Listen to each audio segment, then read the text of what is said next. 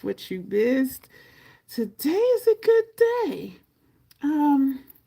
Which just started for me about less than an hour ago.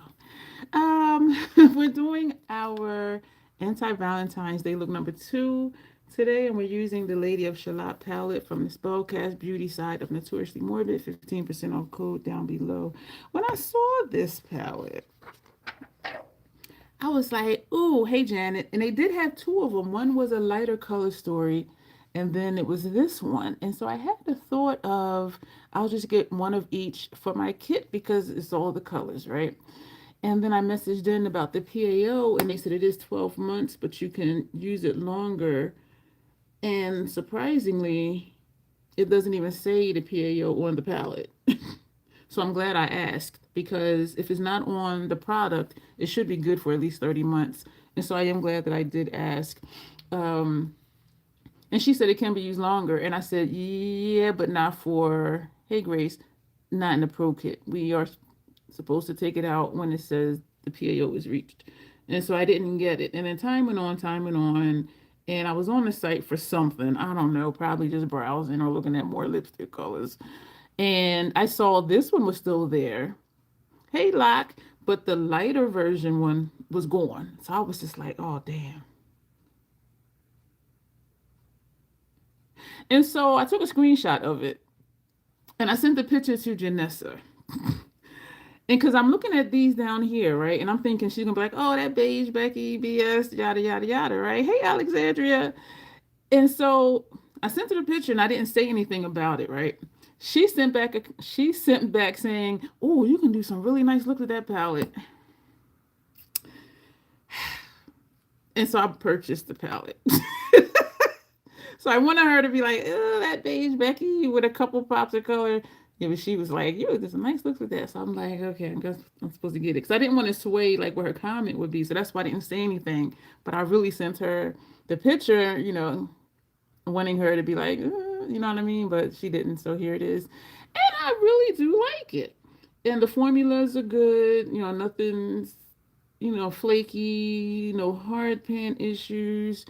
The first look we did one look on each eye. So one eye was these 9 shades. The other eye was these 9 shades. Another look we did was this row.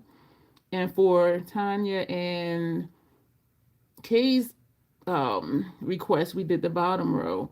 Tanya wanted hey Kay, I was just talking about you. I was saying that we did this bottom row for you and Tanya's request. Tanya had requested a Patti LaBelle look. All of her looks are glam looks. Kay had requested a full glam look. So I'm like, okay, that this color story of this row will satisfy both of those because Patty does wear these types of tones, and most of the glam looks I see are these types of tones. And so we use this whole row for that. And y'all were digging the look. And y'all know me, I'm like, it's cute. But I do really like this palette. So I don't remember how many looks we've done with this palette, but we're rolling back around to it. So when I was thinking about what to do for Anti-Valentine's Day look, I was like, we're going to dig back into this. I don't know if it's still on the website or not. What I have on my eyes today, I don't even have brushes pulled out, y'all. Y'all, I was sleeping so good. I was sleeping so good. Oh, I don't know if you were here when you heard me saying, Kay, that they had a lighter version of this one. So it was two of them. The lighter one, they disappeared. The lighter one sold out. And then I'm like, yeah, figures, right? Um, I was sleeping so good. I was sleeping so good. And then I woke up and I'm like, damn, I was sleeping good. I was about to go back to sleep. And then I was like, wait a minute. A sound woke me up. You personal things solely neutrals for glam. I know you don't. You're not the typical YouTuber person. I know you don't. Um, but yeah, the typical YouTubers do. And then I was about to go back to y'all was sleeping good, and y'all know I don't sleep good that much. And I was like, wait a minute, I heard a sound. So like, what woke me up? And so I looked at the time on my phone. I'm like, that was my alarm. So the alarm went off and I turned it off, not realizing I had turned it off. So I was like, damn, I got a live stream. Let me get up. And I was like 6:45. So I was just like, damn. But I was like, fuck. I was sleeping so good. I'm gonna put on City Beauty lip oil. Um, I think it's my medication. I remember I told y'all to increase it, my pain med. So instead of every 4 hours as needed, he changed it to every 3 hours as needed. And so I still take it every 3 or 4, depending on how my body's feeling. But I'm thinking that's why I'd be like, oh. But after I get adjusted to it, I ain't gonna do that. And so I don't take it every 3 hours, but as needed. So if I need it, I do, and if I don't, then I don't. So, yo, I was knocked out. I was like, wow, this is what good sleep feels like. So on our eyes today, we have one. I don't know how to pronounce that, and I believe it is backwards on your end. Ustelier. I didn't realize you take meds. Since my injury in June 2000, I do. I take a pain med, supplements, allergy meds, migraine med when I need it. Because I do also take Botox treatments for that, which does help, and for my TMJ, which it does help. What else do I take? A potassium-based water pill for blood pressure. I think that's it. And inhaler type stuff, breathing stuff. And so this is the aloe vera eye mask. It came in a pack of 40. There were 10 or 4 different ones. And I like them all except the last time when I used the 24K one, I think it was burning. And so I sent those to a friend. There was some liquid left in the pack that I had just kind of put on here. So I had turned this upside down and put the moisture on here. But I do all the other ones I like them. And I don't remember them burning my under eye area before. But I told myself I'm gonna start using them more. And my first cousin doesn't realize that she inspired me to do that, because when I was talking to her about eye patches, she was like, "Oh, I use them like 2 or 3 times a week," and I'm like, "I use them like once a month." But and the pack is the box is $9.99 unless prices went up, and you get 40 patches. You get 10 of each, and so the other 2, so the 24K I gave away. They also have a rose, which I thought I was going to have a problem with because the rose and the scent and all of that, but I did not have an issue with it. And then they have hyaluronic acid one. I thought I would have an issue with that too, because some stuff with hyaluronic acid burns my skin and other stuff doesn't, but it didn't. So I was really glad. So I said I'll use these before some live streams. My story might sound silly then. Not at all. No, it didn't. Not at all. Some people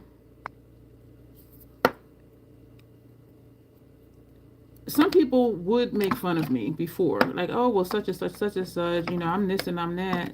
Well, talking about themselves. I'm like, it's not a competition. Like, nobody has a monopoly on, body pains or disabilities, and nobody has a monopoly on that. So it's never silly, and to me it's never funny, because we all deal with something. And if we're dealing with aches and pains or disabilities, it's even worse, because some people just don't see us, they don't hear us, they don't believe us.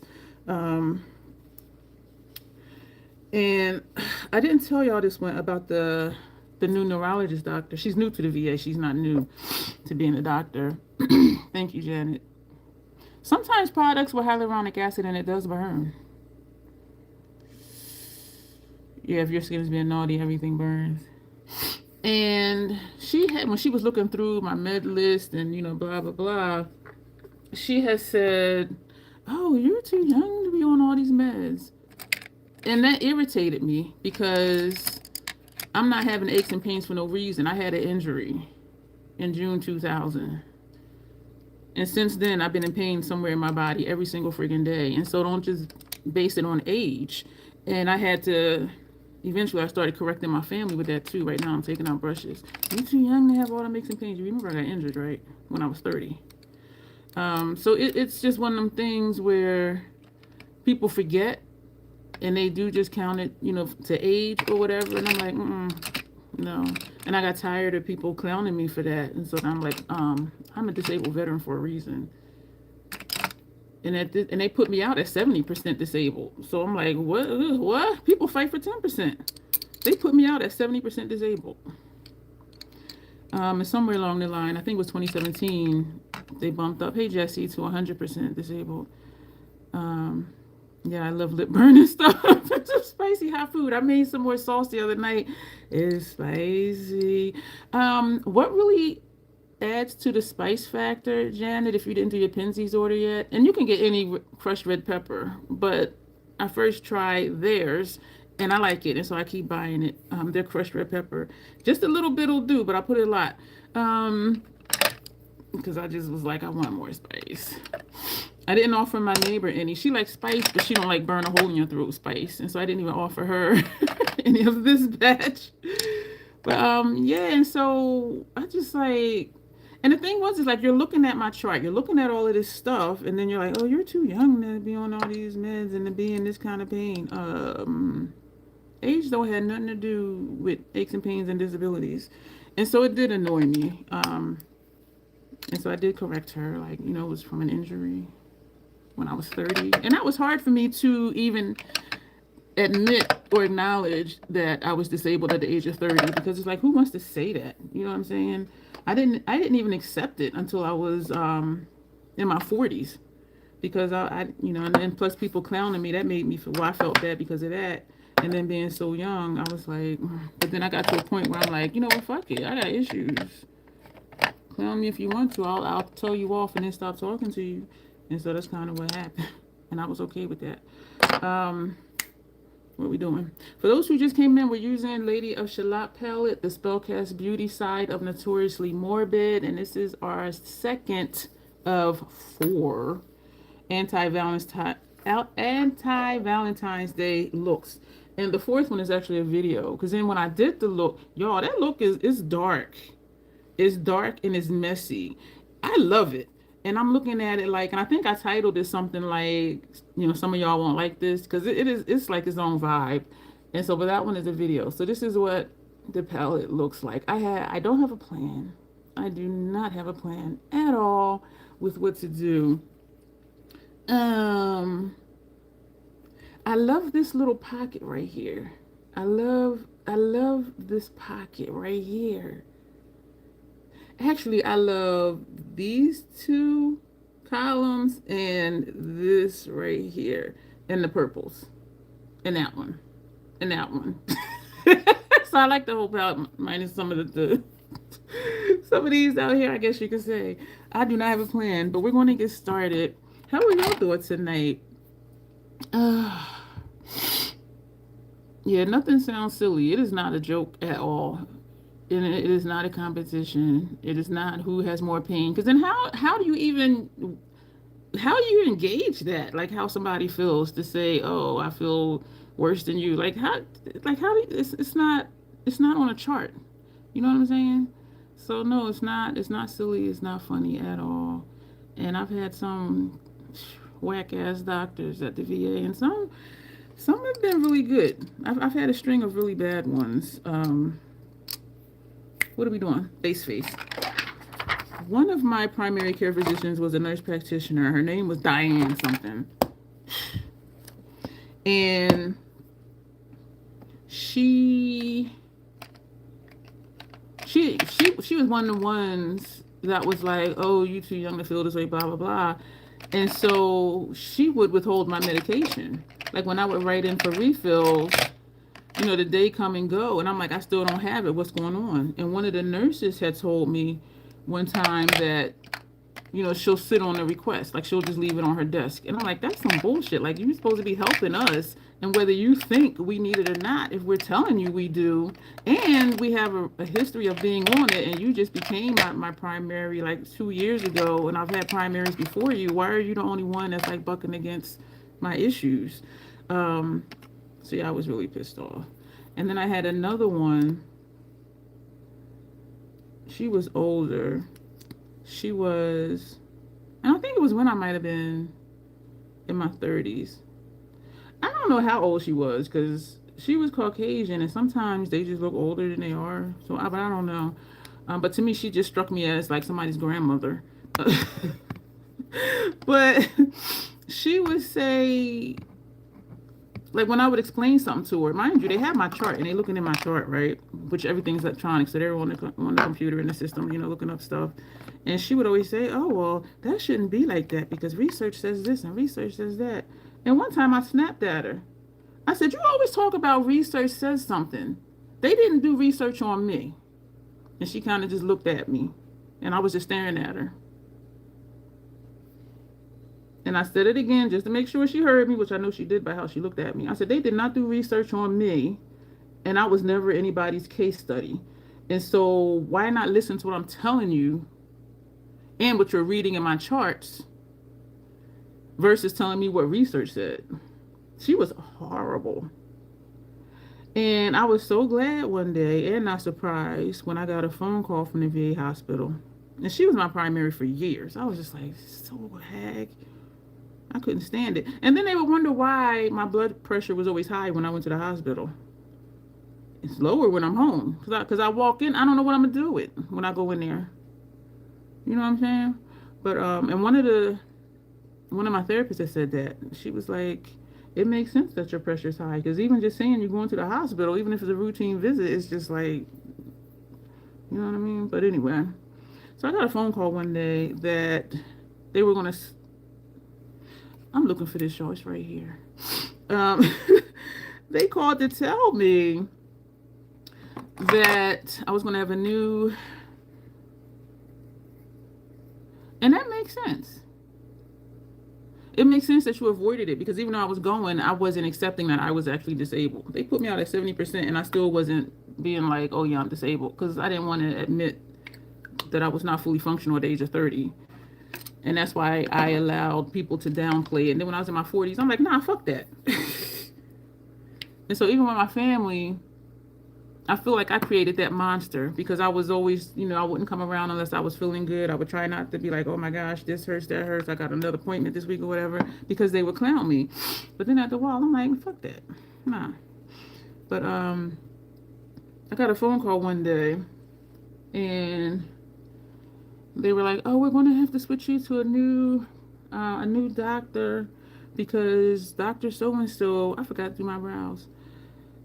She switched to an academic position in administration. I said, good, that's where she need to be. And then I was like, oh shit, I said that out loud. And the person on the phone laughed. And it wasn't a funny laugh because she was like, I don't mean to laugh, but I've heard people say things about her before. And I'm like, damn. So it wasn't just me. And so because she was all about research says, yeah, put her in an administrative research position. Because she did not listen at all. And I've always told myself, even then, being disabled is a blessing and a curse for me, because I get free medical care. I don't pay for anything. Oh, your vitamin D is low. You can get it in any drugstore. I'm like, I don't have a copay. Can you prescribe it? They prescribe it. So all of my supplements even comes from the VA. And it'll be some generic thing that you can just get at the drugstore. Even like Flonase, you can buy that at a drugstore. I don't have a copay. My inhaler, well, you can't buy the inhaler at the drugstore. What is it? My antihistamine eye drops. You can buy them at a drugstore. I'm like, I don't have a copay. So my doctor just prescribes all of that. My Claritin, Flonase, I don't pay for none of that. And so that part is a blessing because I don't have to come out of pocket. And I know people who cannot afford to go to the doctor. They cannot afford, when they're prescribed medication, to even get the medication. And so I tell myself, that's the upside. The downside is I am in pain somewhere in my body every fucking day. So, I try to look on the bright side. But, that's where that's at. But some people really do, Janet, think, or when they find out, like, I wasn't in combat, they're like, how did you get your rating and you weren't even in a war? You gotta talk to my doctors about that. So it is, and so I used to feel bad with my rating, getting out with that amount, because some people been, in combat and they might have like 10% that they had to fight for years, and I've walked out the door with that, you know what I mean? And the therapist I had at the time, and I didn't talk about it a lot either because I wasn't accepting it and I felt bad. And, I would see vets in there, in wheelchairs, one leg, stuff like that. And so I'm like, and I'm just walking in with my walking stick. And one of my therapists had said to me, she was like, you earned your rating. She said, you served and you got injured. And she said, and I'll tell you this off the record. The older vets you see with missing legs, she said it's usually because of diabetes or something with them not taking care of themselves. And so it interrupted their blood flow type of thing. And so she helped me. She's the one that helped me accept my disability because she was like, you earned it, whether you went to combat or not. You were in the military and you got injured, and this is the result. But prior to that, yes, I was really thankful to her. And that's when I started, jumping on family. You do remember. But anyway, that's that.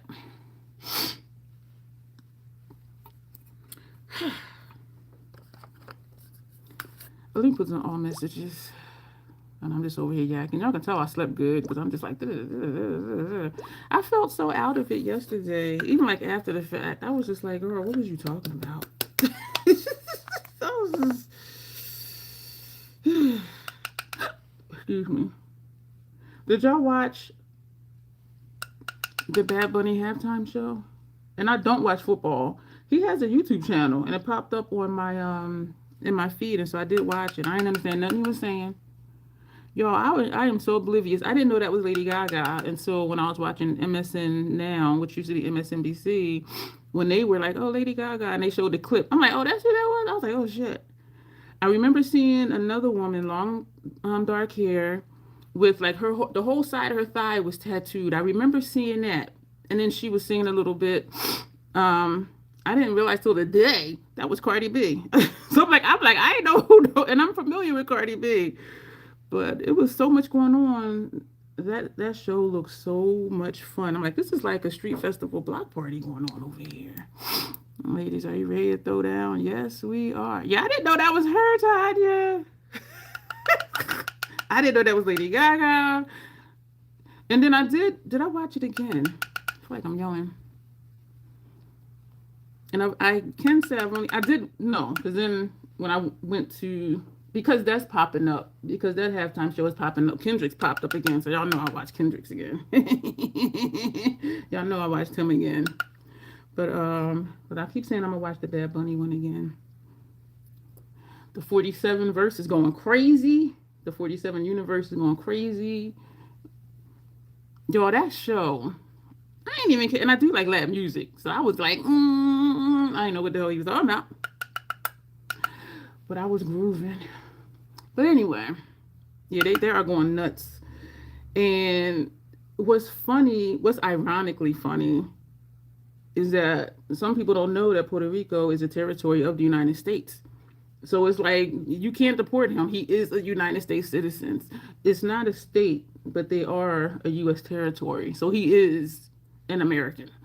And that's what made it so special, I think, is, he can represent his culture. And with all this anti-immigrant type stuff, which he's not, it's like, represent your culture to the fullest. Who does a halftime show and not English? Like, what the hell? I loved it. And I'm like, you know what?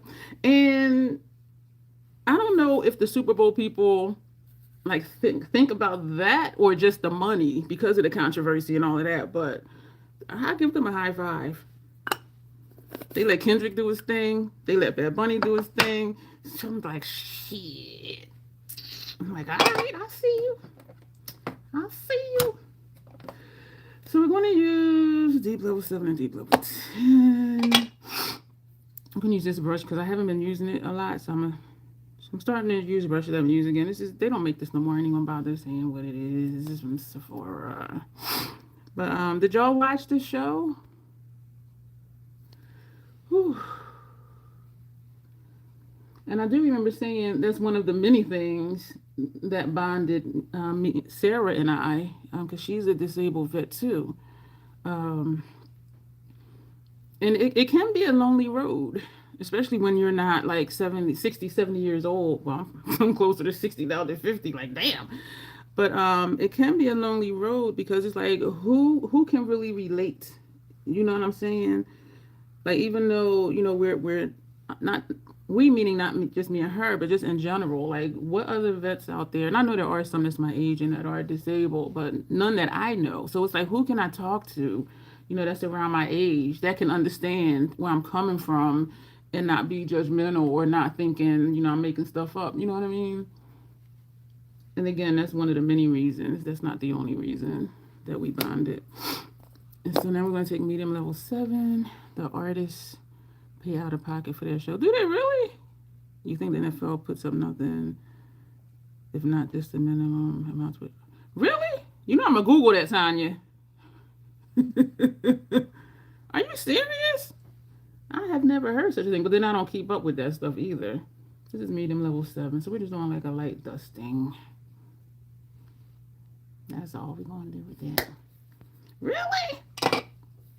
I'm going to Google that. I'm going to Google that. Huh. It's interesting. Yeah, that's... We're going to... I randomly chose Hibiscus Haze and Lavender Blonde. Hey, Haywood. So this is Lavender Blonde, and this is Hibiscus Haze. Look and see if I want to use a different brush. So we're going to put this here. Haywood, did you watch the Super Bowl halftime show? Y'all, and I don't know who these people are. Like I saw a short saying like, why did Cardi B only get like 2 seconds cameo and Lady Gaga got like, a minute and a half or whatever. So they're already, and people want to start controversy and, try to turn people against people. And so Cardi B did a short saying that she wanted that 2-second cameo. She is Latina. She was raised Latina. Her family, they spoke Spanish. And she said she was just glad to be there to represent the culture. She's like, I was cool with it. She said, that's what I wanted. She said, I just wanted to be there to represent as a Latina. Yeah, but still now there's all this. Yeah, people always want to just have something negative to say. And then I saw another short. I forget what party it was. Not sure if it's true. This is Hibiscus Haze. We're going to put this right here. And there was another short. I forget who the person was at whatever. And it wasn't the Super Bowl. But they were like, this is how you show respect to, some artist or whatever. So they were trying to say this other person showed her respect, whereas Bad Bunny didn't. I'm like, all y'all can have several seats. And for people who fall for that. Like, we know they're going to just say stuff and do shorts and videos to make stuff seem like something it wasn't, just for ratings. Well, not ratings, but for the views and stuff like that. But they need to cut that shit out. They need to cut that out. She's like, I just wanted to represent. She said, that's what I wanted. I'm like, oh, tell them, girl. Picking 2 highlighters at random. Ew, golden pyrite. Raw amber. This is golden pyrite. I'm going to Google that, Tanya, if I remember. Like, who pays for the halftime show? This is, I didn't show y'all. Golden pyrite. With a nice dip in the middle. I was looking up, Tanya. Let's talk about rap. To try to figure out who sang that. And so a song came up, but it was copyrighted and it wouldn't play. It would just show, like, push here to play it, but it wouldn't play. So I'm just like, what the hell? Excuse me? Because I really was curious about who sang that. This is raw amber. You take the clear off. Yeah, there we go. This can make me toasty. It is a highlighter, but it was not designed for pasty POCs like me. But I like it anyway, and I love the formula so much that I got 4 of her highlighters. We are going to ambient light, randomly luminous light. We're going to take, Tanya, I'm going to send you a brush.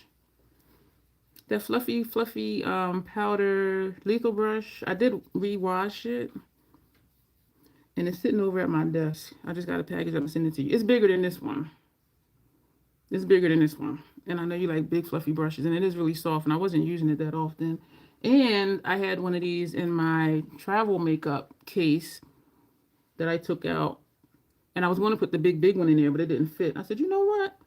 I'm going to send this to Tanya. I know she got these big fluffy brushes. So instead of having two of these and then a bigger one that I seldom use, so I will send it to her because I know she will use it. And if not, you'll just be sitting there like, oh, Dion was right. Like, this is so soft. Wow, this is a wonderful brush. I could picture you doing that too, for real. All right, we're going to spray the face.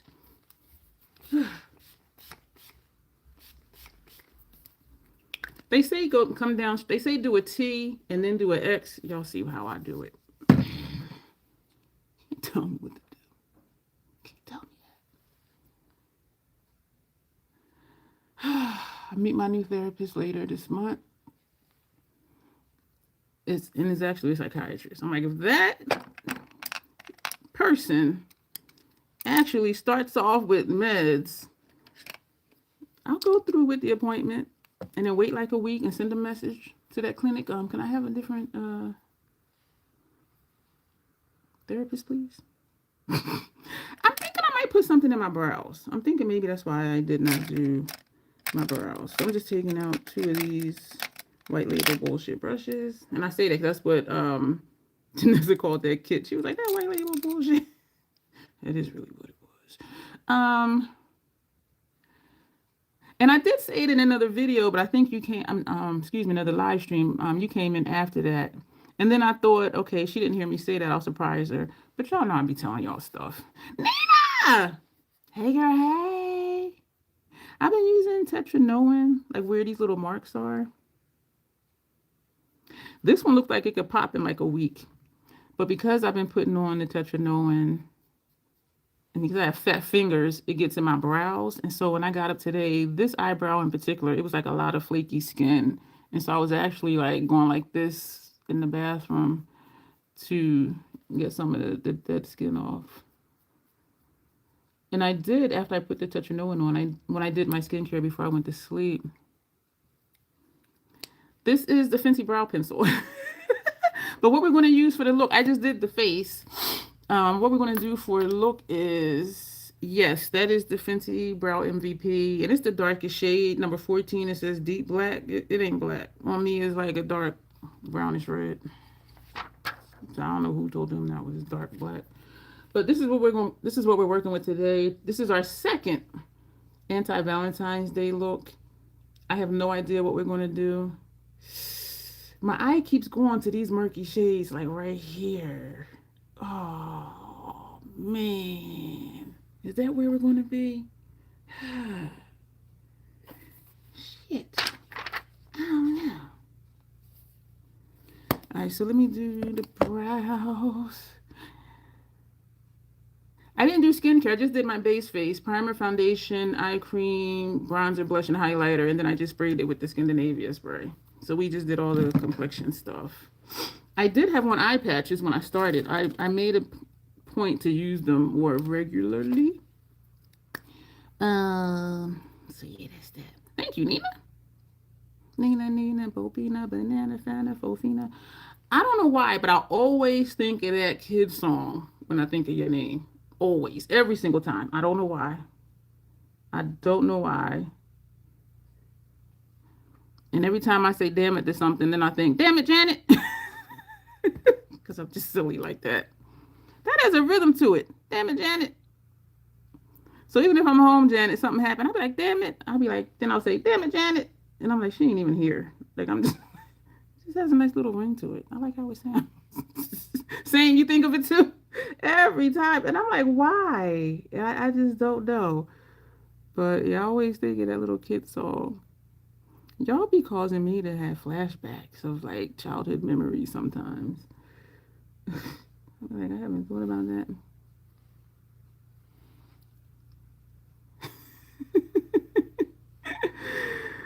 Oh, man.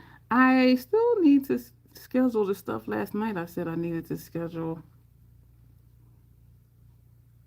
And what I realized I need to do is write it out on a piece of paper, because just shifting stuff in my calendar and just looking from day to day trying to figure out where to put stuff isn't working well for me this time. Usually it does, but for some reason this time it doesn't, and it isn't. So I'm gonna have to write down like what I want to do, then look in the calendar and figure out where to plug it in, and then actually do it that day, because I'll just be shifting stuff day to day. Didn't you just say Janet and then someone named Janet just joined the chat? Janet was already here. Janet is 99% of the time the first one always here. It's a toss up between her and Grace. Because sometimes Grace will comment, but then we know she comment and be just having me on in the background while she's doing other stuff. But those two are the first two here. Every now and then, Alexandria will pop in first. But usually it's Janet, and next it'll be Grace. So I'll say like 90% of the time is Janet, 3% of the time, 2% of the time is Grace, and 1% of the time will be somebody else, usually Alexandria. Looking at my brows. You listening? Awesome. Oh, yes, or Skinny Queen. Or Skinny Queen. And Skinny Queen makes an announcement when she comes into the room. Skinny Queen is funny, y'all. She is funny. Let me fill these in and stop messing with the shape. You cleaning while listening? Awesome. I was thinking the other day I need to dust. I hate dusting. I hate fucking dusting. And it's a childhood thing. Because I used to hate... It sounds like it's not traumatizing, but it just turned me off from dusting to the point that even now at the young age of 56, I still hate fucking dusting. And I always say fucking dusting because that's how much I hate it. I can never just say dusting. I'm always like fucking dusting. Because old school, we used Windex and newspaper. And my mom had a lot of glass tables. And so you take everything off the table. And some of the tables were 2-tier. And then she had an etagere, which was like 6 levels. So being, early teens, having to take all this stuff off, spray with Windex, wipe it down with newspaper. I hated it. And it wasn't even hard. I just hated it. And I don't know why. Like, I don't know what happened to me prior to when I started cleaning the glass that gave me an aversion to cleaning glass. But to this day, I fucking hated it. And when I first moved next door in 2012, my idiot ass, I bought a glass table set. And then after a while, I'm like, why the hell? After a year, I'm like, why the hell did I get this? I hate dusting and I hate fucking glass tables. So I put it on, I forgot where I listed it or asked whoever, but I ended up selling it. Because I was just like, why the fuck did I get this? I hate cleaning glass. And even now my furniture is wood and I still hate fucking dusting. And using a Swiffer helps, but using a Swiffer doesn't clean as well as like a spray cleaner and a cloth. You know what I'm saying? I just hate fucking dusting. There was someone who we worked out something where she would come clean once a month. And the second time a month, we would just like meet out for lunch and just sit and chit chat. She was younger than me, and like she just wanted not quite guidance. It wasn't quite a mentorship type thing, but it's something where she wanted to be in touch with me on a regular basis. Blah blah blah blah blah. And so we worked it out. Y'all, she didn't know how to dust. I think at the time she was like 35. Can't get rid of dust in my house. It's crazy. And they say the majority of dust is made up of dead skin cells. And for me also, I realized I have a wool blanket and it's not the soft wool. And I realized that when I use that on my sofa a lot, the living room gets dustier quicker because of the fibers. But they say the majority of dust is dead skin, but it can be, fabric too. And so, but she didn't know how to dust. And I was like, how you going to clean and you can't dust? And she said, if I teach her. And I have such an aversion to even cleaning. Well, not cleaning. I'd rather clean a toilet than dust, like for real. Because I have such an aversion to dusting, I didn't even want to teach her how to dust. And so when she would clean the rest of my apartment, I would dust. And I can dust my whole apartment in like 10 minutes. I mean, it's not a lot. We're going to leave my brows like this today. I just hate fucking dusting. And so COVID came. And so we decided just like cut all that out because she was still working. And I'm like, I'm home. I'm like, don't be. And she was concerned too. She's like, I don't want to, pick up, something from work, and bring it here. I said, I appreciate that. And so that we said we would revisit, and we would revisit after COVID, but we didn't. Well, actually, she did contact me like years later, and I'm just, so we didn't. Can't get rid of dust. I hate fucking dusting. So what are we gonna do?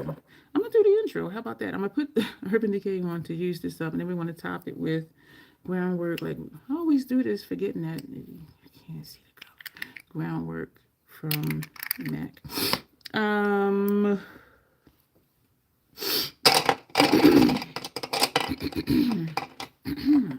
Hello again and welcome.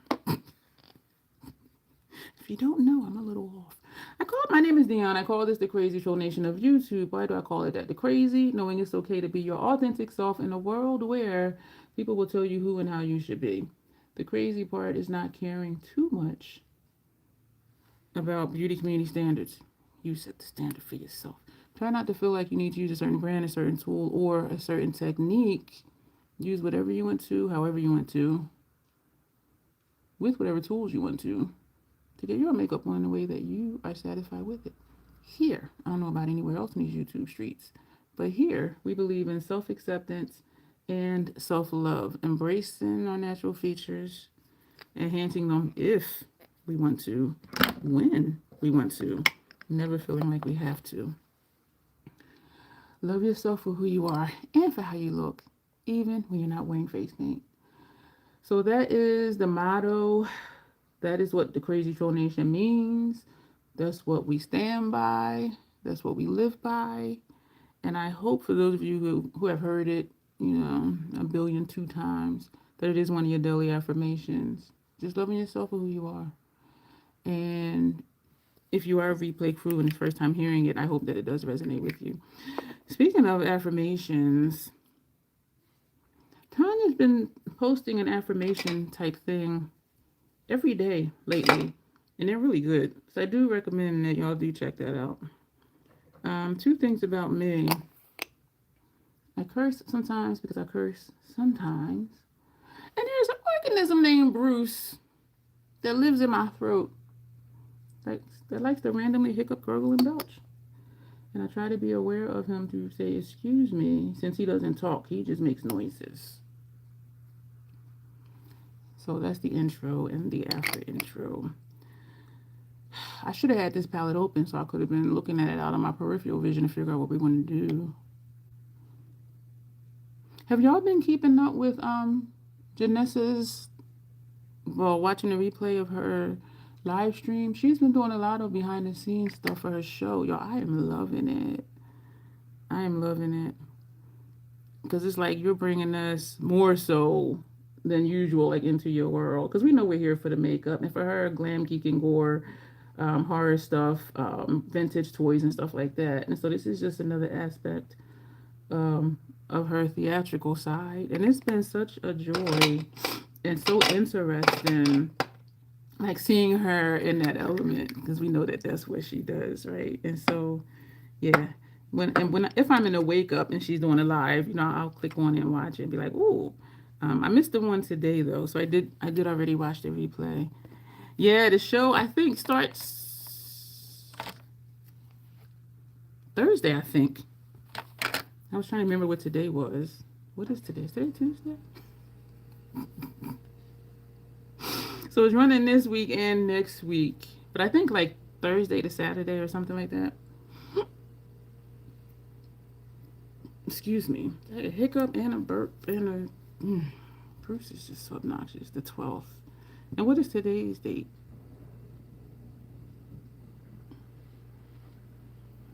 So when is the 12th? Is that Thursday? I know Monday was the 8th. What's today, Wednesday? I don't know. Y'all know I can't keep up with days of the week. I don't know. I don't know what we're, damn, so many pretty colors. I do think we're going to stay, like, up here. That's what I'm thinking. Damn, these are pretty. But I do want to hop around, too. Damn it. I'm going to take this sheet, this one down here, and put this on the inner corner. Oh, this wants to start tearing over here. Which is a Thursday. Oh, okay. Oh, for once I know what the date and the day is. I'm going to take that break. No, I don't. We're going to take this one. So not this one, but this one. Which one did I just say? Okay, this one over here. And I'll pick a shade and forget that quick. I was so excited I knew what Thursday's date was. A friend of mine, before she retired from work, she would be like, what do you do all the time? And so I would tell her, I said, believe me, I said, you find stuff to fill your time. And you also lose track of time. Because like half the time, I really don't know what day of the week it is. The only time I know what day of the week it is if I have an appointment somewhere. Because then it's like, oh yeah, Monday I got an appointment. You know, Thursday I got an appointment or whatever. And she didn't understand it. She was just like, that is just so strange. And then when she retired, like 5 months in her retirement, she said, Doc, you were right. She said, I am busier now than when I had a job. I said, I told you. And she said, now I don't be knowing what day of the week it is. I said, I told you. I said, because you develop like a whole different routine that's not based on, okay, Mondays I need to go see clients. Tuesdays I need to go to the treatment center. Wednesdays, you know, we have a team meeting. Thursdays, you know, it's paperwork day. Like there is no routine. Like you just do what you want to do. But yeah, she was like, you were right. And I said, I told you. We got Friday the 13th this month. Ooh. I don't know why I have an itch all of a sudden. Right there. And that quick, just doing like that twice, 2 different times, it turned red already. Y'all, my skin is just so freaking sensitive. And I wasn't even like scratching. Y'all see that? YouTube gonna flag my video. What are we gonna do next? Oh man, this palette. It's just so much goodness to look at. Damn. We're gonna take this shade right here. I don't know if that's purple or gray. I'm thinking it's purple in it because it's with the purples. Whereas this is like a gray-green. That over there. I was pointing at the wrong one. So what'd we say? We said this one. We're gonna take this one. I can't wait to have one more time at home. You can't wait to have more time at home. It's said that the children will be grown and gone by the time I have time to be home with them. Aw.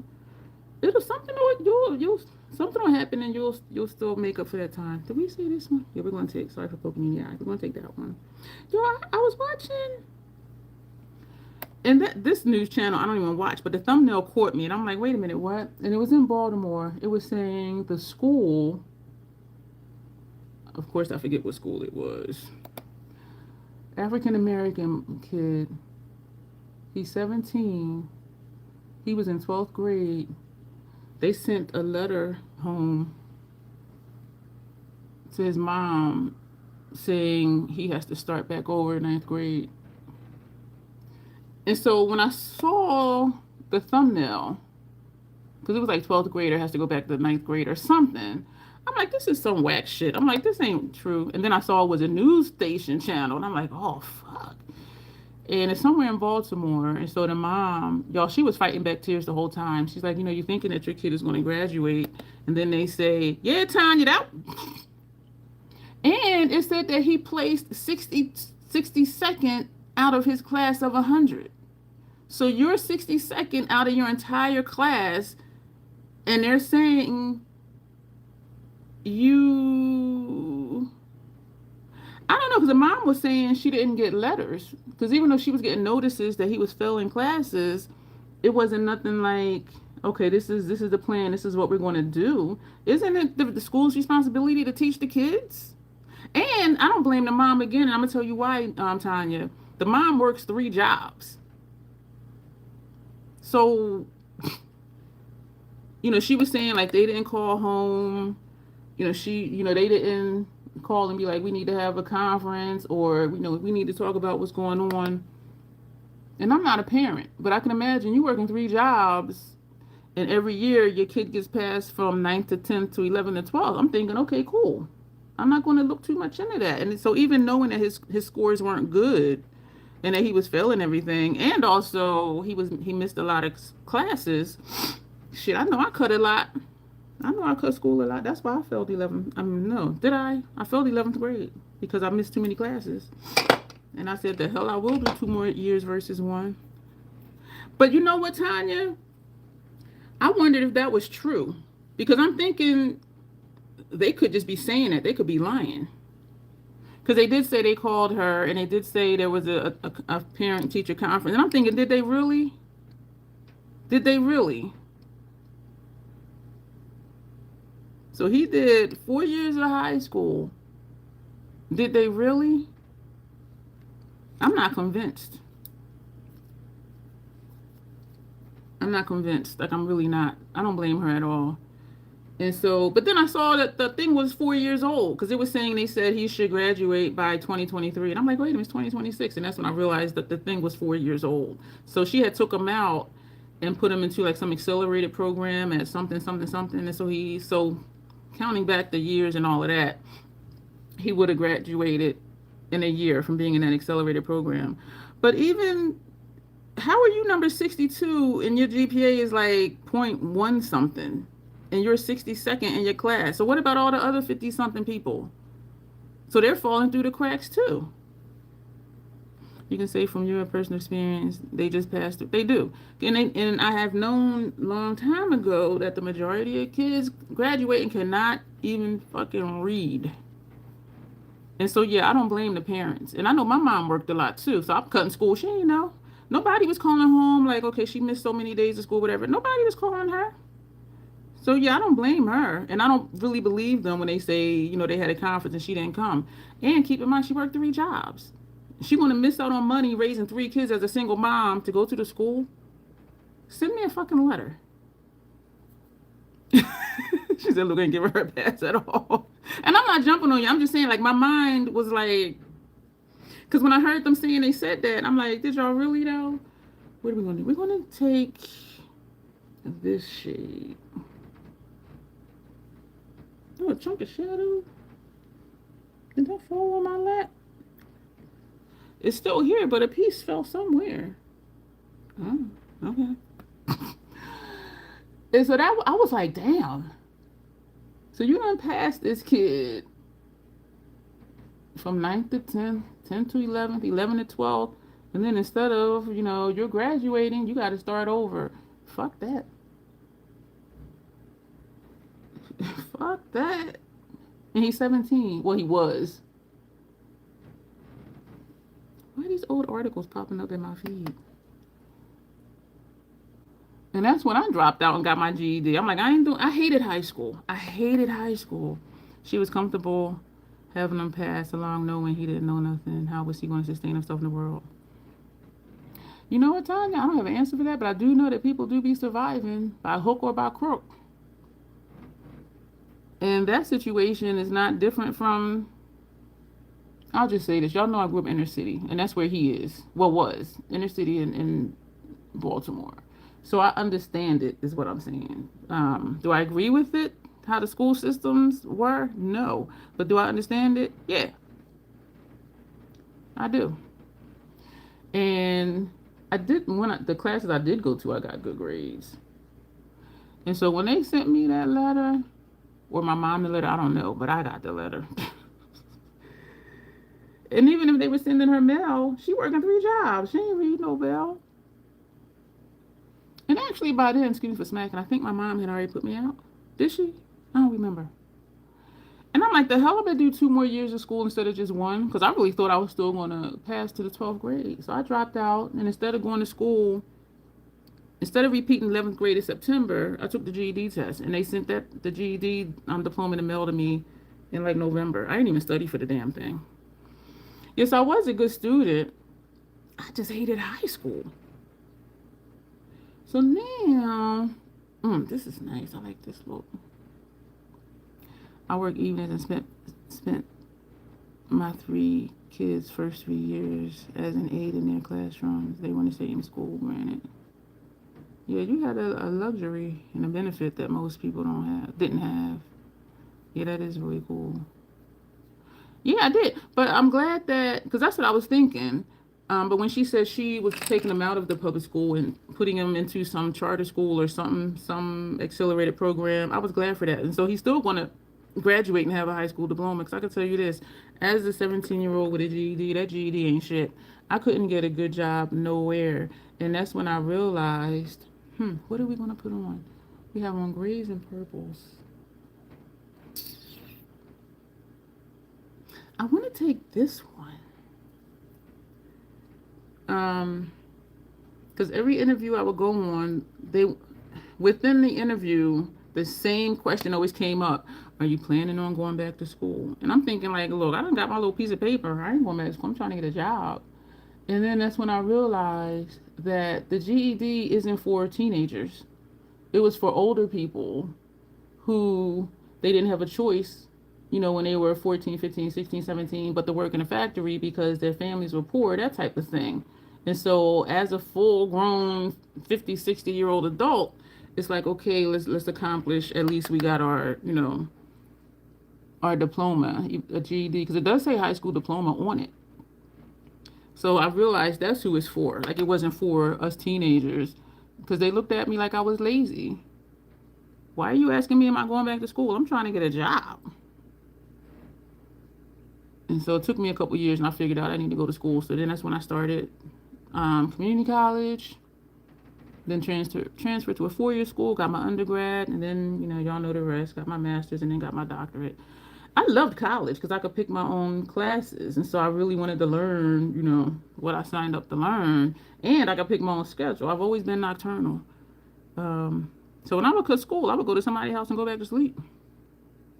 Like, so for real. But, so that's that story, as a friend of mine would say. Made me feel like my 4 years of high school wasn't worth it. I mean, if all kinds of programs on financial help. Yeah. Now there are all kinds of programs for GED. Yeah, but back in 1987, are you going back to school? And I'm thinking, I'm trying to get a job. Hell no. I mean, I ain't say hell no to them, but in my mind, I was like, every single interview, they would ask that question. I'm like, and at that point, my mom, I was not living at home. And so I'm living wherever, couch surfing. I ain't thinking about school. I'm thinking of trying to get a job and have some money so I can contribute to whatever house or apartment I was living on the sofa in. You know what I mean? But, yeah, when I thought about it, I'm like, that ain't for us. Because they think we're just lazy. It's like, if she can't even finish school, why are we going to give her a job? They have to also look at what the highest grade was. Did she value education? Was it just somewhere to know that her kid was? I don't know. But again, I don't blame her at all. Alexandra says she hated high school, but I did really good at my classes. And the bottom line is, for me, if you have a student that's failing, don't pass them to the next fucking grade. That don't have nothing to do with the parent. The school do your damn job. Hey, Eden. When I was watching the live yesterday, Eden, I heard myself say, oh, and Eden's here from the Netherlands. And then I'm like, girl, she's in New Zealand. And I did say that at the end that you were in New Zealand. So I do apologize for that. I just be saying stuff. Because I'd be so excited to see you. But just, I don't blame her. Why are you passing people when they can't even read? So regardless of, hey, Alicia, regardless of, did the mom know, or she just glad he was somewhere, or thought he was somewhere, do your damn job. We need more Coach Carters in the world. He like, we ain't playing ball, because they're student athletes. Student come first. I'm like, yeah, tell them. Yeah. Student athletes, you're a student first. So anyway, now we're going to do... So we have a hint of green. We got some grays. We got some purples. Damn it. I'm going to come down here. Maybe we'll do this one. This one. Just to have something from the bottom, because we've been up here. Damn. We're going to do this one. This shade. I don't know if it's just North Carolina, but my kids barely ever have homework. It's weird. When I did go to school, I never had homework because I would do homework in class. Like I was always just able to get stuff. I mean, learn stuff. And part of being bored was I was just like, okay, Anne, like it was.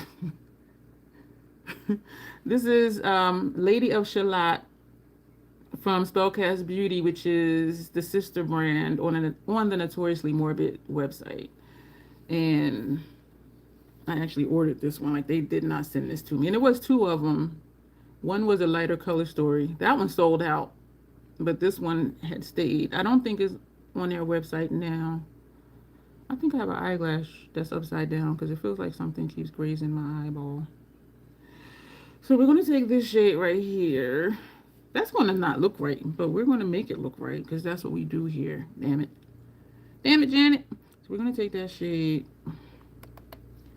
and, ooh. Oh, you know what I like about this? It's grungy. Because it's like, who would put that there? You got dark purples in here. You got like a mid-tone green gray in here. You got this dark gray up here. So that would make more sense on the outer corner to people that ain't trolls than putting this shade there. You see what I'm saying? We do what we want to do. That's right. What? I'm filling out a questionnaire. And so I figured out, because I really was just surviving, and I'm like, I need to get a job. And so that's why I had those menial jobs I had. Because they were like, are you, the better jobs, are you going back to school? And I'm like, no, I'm trying to work. That's how I ended up in the Army National Guard. Because the GED says high school diploma on it. So I thought it was a high school diploma. I take my little happy ass. So my plan was get my GED and go into the Air Force. Because I told you I wanted to aim high. Those commercials from back in '87. Aim high. I'm like, I want to go into the Air Force. And they said you needed a high school diploma. It says on my GED, high school diploma. But then underneath it says general education diploma, which is acronym is GED. But I'm just like, it say high school diploma. So I went to the recruiter. So that was my plan. Get my GED, go into the Air Force. That was my plan. So I had a plan, y'all. So I'm sitting there talking to the Air Force recruiter. Looking back, it's funny, but it's not. He was confused. So I gave him the document, my GED, and he's looking at it, and he's like, and he's looking at me, and he's looking at it, and he was like, did you graduate high school? I said, that's my diploma. So I didn't say yes or no. I said, that's my high school diploma. And so he's looking at it, and he looked at me, and he looked at it. And y'all know I don't remember a lot of shit. I remember this. Because he just kept looking at it and looking at me like, okay, what's happening here? I forgot to do my interims. I just realized that when I went like that. And so he said, did you graduate high school? I said, that's my high school diploma. Because it says on there high school diploma. And so then he's like, I'll be right back. So he got up and left out the room. And somebody else came back with my high school diploma, general education diploma. And he sat down and he said, this is actually a GED. I said, but it says high school diploma. And he said, but look right here, it says general education diploma. I said, yeah, but above that in larger letters, it says high school diploma. And so, because I'm like, this was my plan. Hey, CM, to get out the hood, get my little whatever, do something productive. You know what I'm saying? Stop couch surfing. And so he was like, he said, you did not actually graduate high school, did you? And the way he said it, I was just like, no, but that says high school. And he said, we don't take GEDs. And I sat there and I remember I was staring at the floor. I was just sitting there staring at the floor. Because I'm thinking in my mind, I'm like, fuck, what am I going to do now? So I was just sitting there just staring at the floor. And then he said, I was depressed because I was like, what the fuck now? Because that was my plan. That looks nice. And and so finally he said, and it seemed like a half hour, but I know it wasn't. Probably just a few minutes. But I was just sitting there, just staring at the floor, not saying nothing, and he wasn't saying anything. And then he said, "I'll be right back." And I didn't. I still didn't say anything. And so he came back with another dude, and he said, "This is an Army recruiter. Um, I think you should have a talk with him." And I'm just like, so I got up, followed the dude to his desk, and that's how I ended up in the Army National Guard. Because that was my plan, to get out the hood, to stop couch surfing, to do something productive, make some money. So in 1987, the Air Force was not taking GEDs. That was my plan. So it's not like, okay, it's drop out, what do you want to do? I had a plan, drop out, going to the Air Force. Nope. So that's how I ended up in the Army National Guard. That's how that happened. Because I thought, stuff is so different now. I really thought, okay, I'll go away to training, which they sent me to Fort Jackson, South Carolina. I said, I'll go away and I'll have, this other piece of paper. She's in the Army National Guard. She did basic training. She did AIT, blah, blah, blah. So I'm like, that'll help me get a decent job. Nope. Places were still like, are you going back to school? And I'm just like, so me going in the Army National Guard did not make a difference. They were still just like, are you going back to school?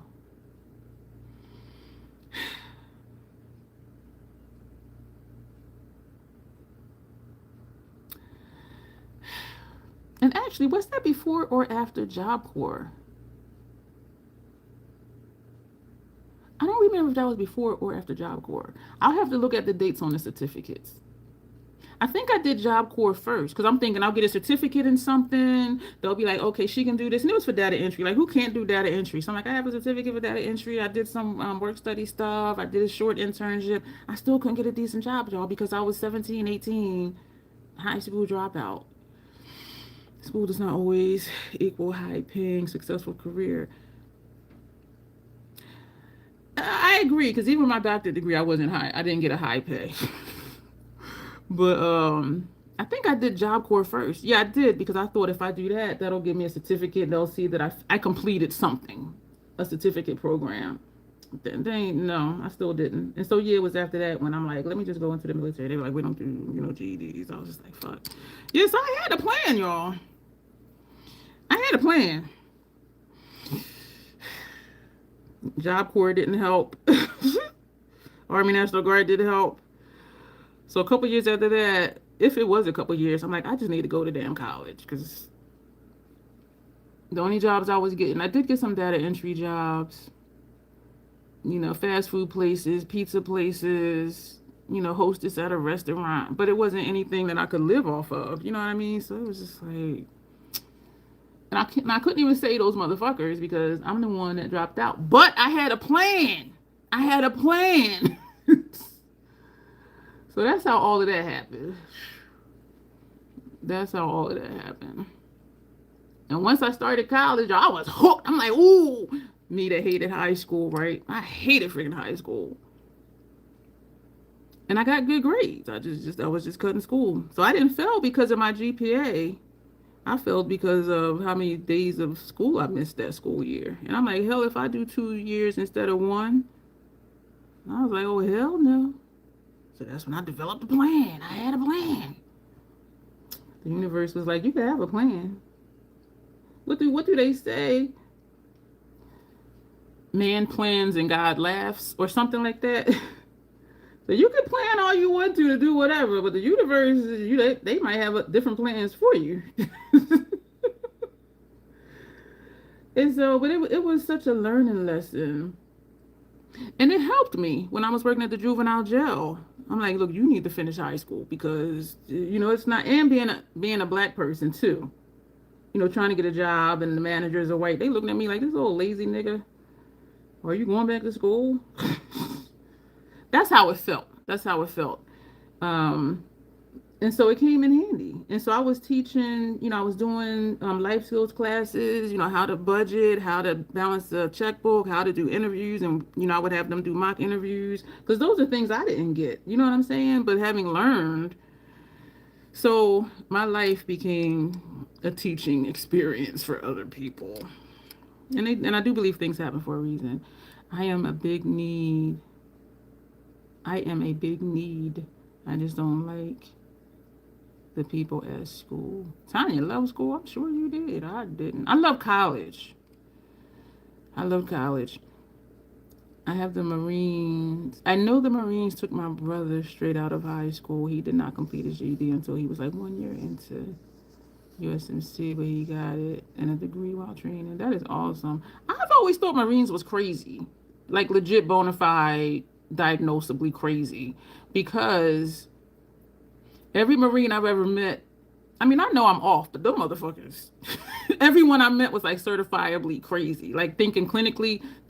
No, I was just like, And so even then, I was like, nah. And I couldn't swim, still really can't. So I'm like, okay, the Navy's out, so that leaves the Army. Okay, they grunt. Air Force, aim high. Oh, I want to aim high. That's how I picked the Air Force, y'all. Literally, that's how I picked that I wanted to go to Air Force.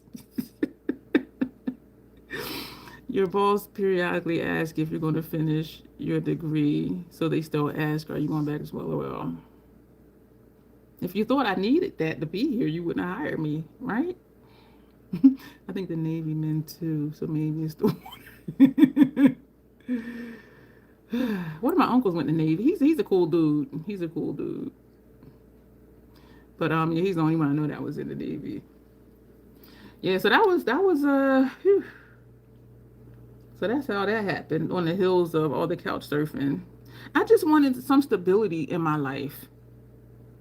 And even joining Job Corps, that was just to have stability, because the shortest amount of time you can do is 6 months. And I hustled and graduated and did my work study in 6 months. They give you up to 2 years. I'm like, no, I want this degree and to get the fuck out of here, get a decent job. Yeah, but that didn't work that way either. You need to be extra certifiable. All the Marine men I know, ooh, they crazy. I'm gonna do my interims. I think we're gonna do. I'm gonna put this one on. Oops, lower lash line. Put this on interims. Both of these are MAC, of course. This one is, excuse me, Pool Shark, and this one is the last word. Excuse me for Bruce, and excuse me for the glares. So no more veterans. What do you mean? No more veterans what? Like, it's always gonna be veterans. I know I'm missing something. Tanya. As partners.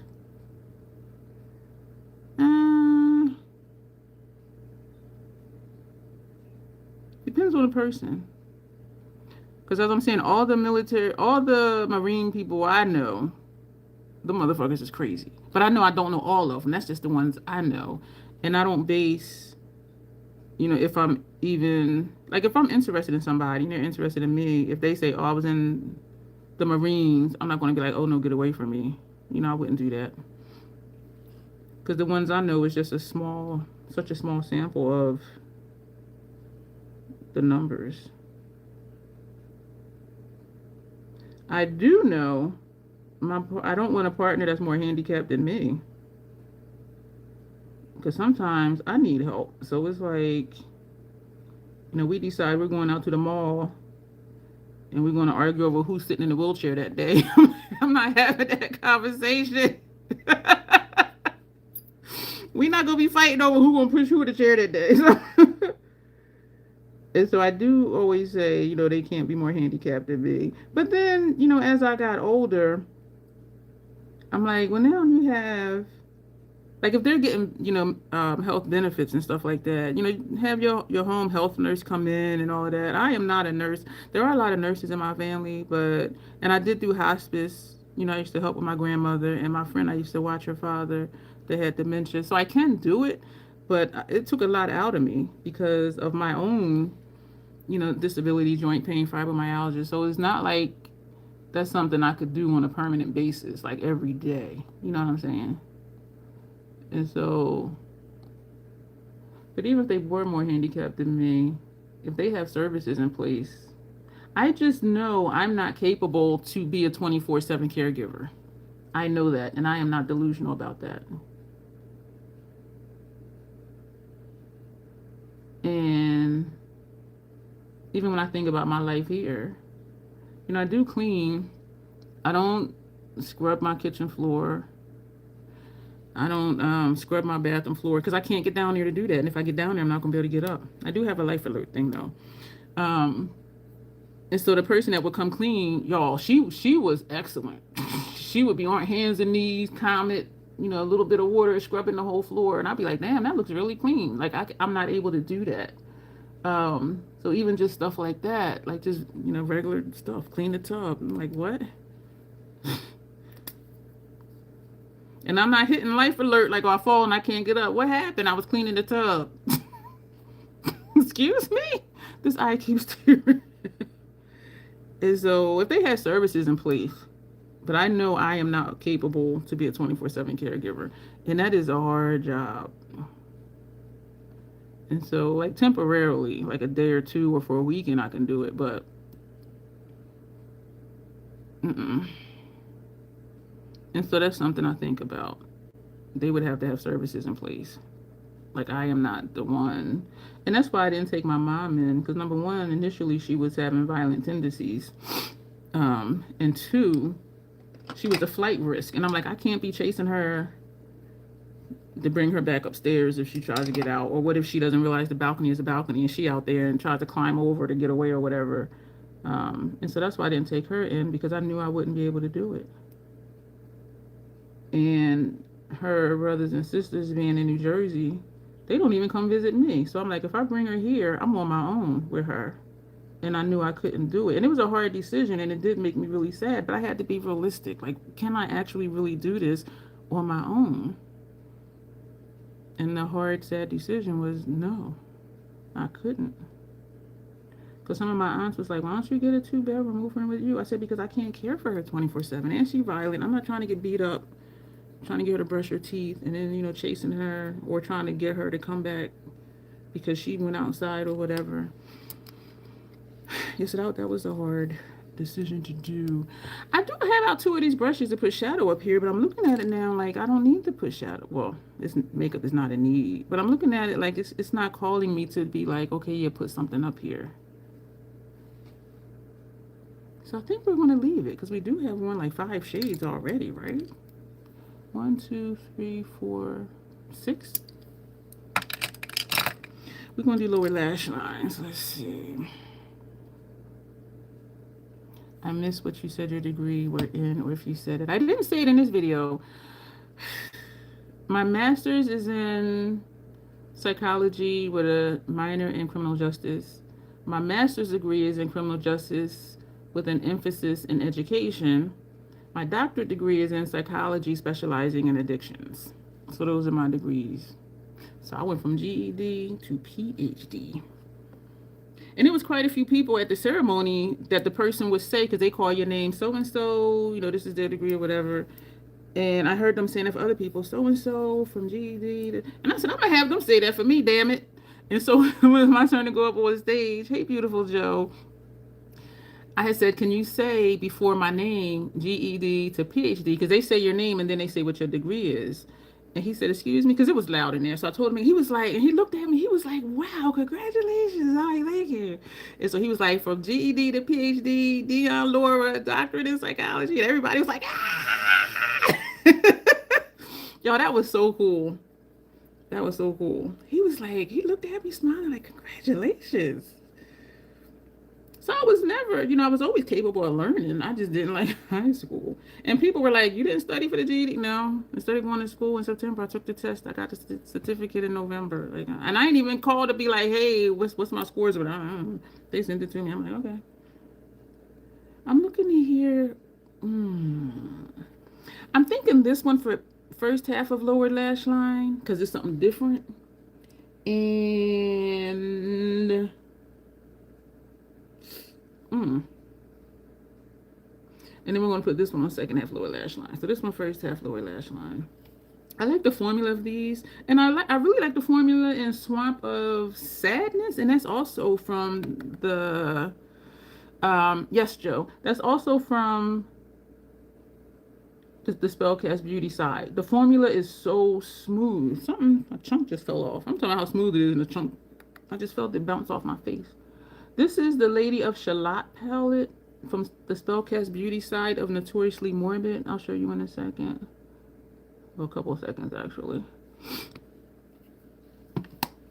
Lady of Shalott from the Spellcast Beauty side. They had a lighter version. They had two, this one and a lighter one. The lighter one sold out. They don't even have it no more. And I don't think this is on their website anymore either. But when I saw it, I was like, damn. I was like, I want them. And I thought to get them both. Thank you for y'all bearing with me because I said this earlier. I thought about getting them both for my kit because I'm like, that's all the colors. This one and the other one would be all the colors. And so I emailed in asking what the PAO was. And she told me 12 months. But I can use it longer. I said for personal use, yeah. I said, but not for a professional kit. And what I found ironic was today when I looked on here, it doesn't even have a PAO on here. And so I'm glad that I asked her because if there's no PAO, the product should be good for at least 30 months, according to like the FDA or standards, whatever the guidelines. And so I would have got it like, oh, this is good for at least 3 years, not knowing I should have ditched it after a year if it's in my kit. But I took a screenshot of it because I was on the fence on whether to get it or not. And then too, because the other one sold out, the lighter one, I was just like, man. So I took a screenshot of it and I sent it to Janessa. And I didn't say anything. I wanted her to be like, oh, that's not a basic palette because of these last two columns. Like minus these two purples. And because of some of the brownish tones up here, I expected her to be like, oh, that beige Becky bullshit palette. That's what I wanted her to say. So I just sent the palette. I mean, a picture of it, and I didn't say anything. I didn't type anything. She wrote back, "Ooh, you can do some nice looks with that palette." I was like, damn it, Janet. So I ordered it. And I didn't say anything because I didn't want her to feel swayed any kind of way. But she was like, "Ooh, you can do nice looks with that palette." I was like, damn, all right, I'm gonna order it. So I ordered it. Thank you. It was quite a journey, Alexandria. Thank you. Yeah. So I got there from being homeless. Ooh, the way the universe works, y'all. Ooh, I got shadow in this eye. And we're going to, what did we say we were taking? What did we say we were taking for the lower lash line, the underside? The other side, I think we said this one. What am I looking at? That one right there. Because I know we didn't use that because we didn't use any browns. Yep, so that's how all of that happened. But once I started college, y'all, I was hooked. Because I like learning. I just didn't like high school. I got to pick my schedule, pick the classes I wanted to learn. So that's interesting because I actually wanted to learn it. Ah, thank you, CM, for the makeup brush. I love college. Oh my gosh. Got to pick my classes, which means pick my schedule so my nocturnal ass can sleep during the day. One class I took, it was a theater class. It was once a week on Saturday, but it was like 3 hours long. And so we would have to sit and watch a movie, like actually in the theater on campus. And we would have to watch a movie and then do an essay on it. And it was the old black and white movies. So I don't remember if it was like a philosophy class or what, because it wasn't like an artsy type class. And I only picked it because I needed another class for the credits for that semester. And I turned out to really like it. That's when I started liking old black and white movies. Because one of them we had to watch was like Citizen Kane. Another one was, something. And so we would have a talk about it in class. And then we would go see the movie, which was always like an hour and a half. And then we would go back to the classroom and talk about it. And, then you had to write your essay or whatever. I loved it. because I was never like black and white movie. I don't watch that old shit, but they were really cool, really cool. So that was a good class. A Saturday 3-hour class. Yeah, I love college. Oh my gosh, I love college. These are all the face brushes we use. And these are the eye brushes. I mean, these are eye brushes and these are the face. So these are all the brushes we use for this look.